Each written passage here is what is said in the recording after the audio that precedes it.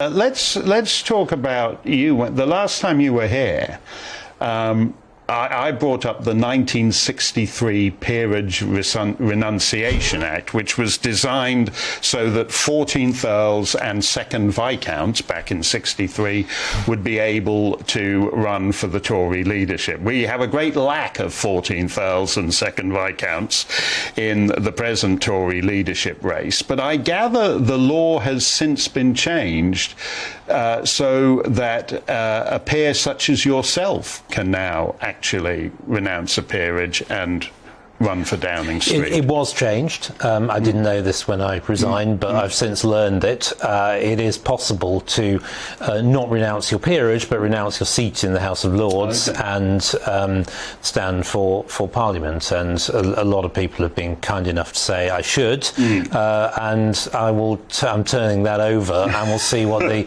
the opportunities are. There is the small matter of actually winning an election, which has not been massively straightforward for the Conservatives recently, but let's see. So it can be done, and I'm certainly, if people want me to do it, then I would, I'd take that prospect seriously.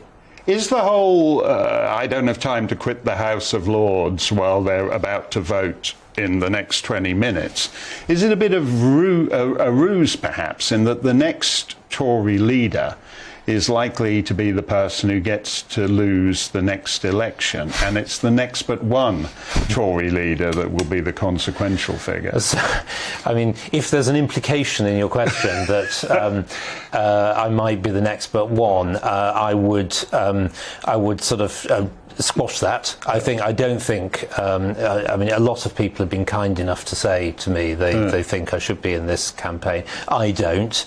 I'm not a politician by trade, by training.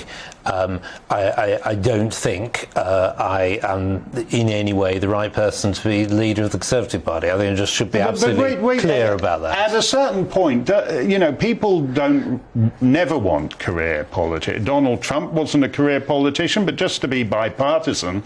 Justin Trudeau was basically a high school drama teacher. I mean, so around the world, Emmanuel Macron was just some sinister Goldman Sachs globalist figure. So all around the Western world, people seem to be looking beyond the career politicians. I mean, maybe that's true, actually. And I think, career politicians have not done so well. And I think one of the things Boris brought to this was that he wasn't really, I mean, he managed to kind of be a career politician and not at the same time. And that was his strength. But I think, I've got certain skills. I've been in government for 30 years. I know how government works. If the next Prime Minister, whoever it is, wants me to be involved, obviously that's for them. But I think beyond that is not sensible and not practical. And in any case, the leader has to be an MP. Do you think that's true? I mean, at the time, most famously in whatever it was, 1940, Lord Halifax thought that he couldn't govern from the Lords, and that's partly why Winston Churchill got the top job instead of him. But do you think that's, these days with bazillions of life peers and of Tony Blair's creation run, do you think people still feel about the Lords in that way?